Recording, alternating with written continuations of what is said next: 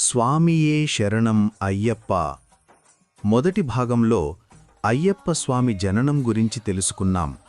ఇప్పుడు ఆయన మహిషి వధ కథ వినుదాం. మహిషి అనే రాక్షసి దేవతలపై ఋషులపై భయంకరమైన హింస చేసేది.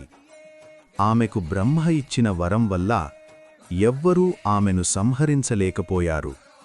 శివుడు మరియు విష్ణువు కలయికతో పుట్టిన దివ్య శిశువు మాత్రమే ఆమెను సంహరించగలడు.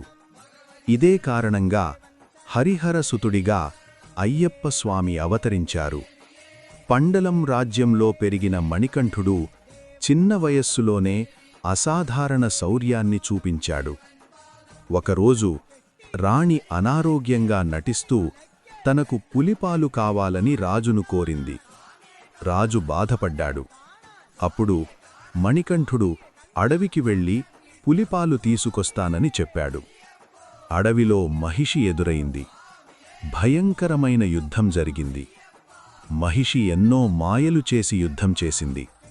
కాని అయ్యప్ప స్వామి దివ్యశక్తితో ఆమెను సంహరించాడు.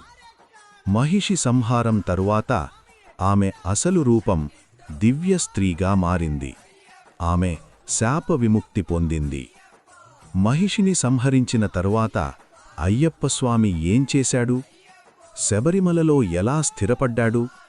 ఈ కథను పార్ట్ 3లో తెలుసుకుందాం. స్వామియే శరణం అయ్యప్ప.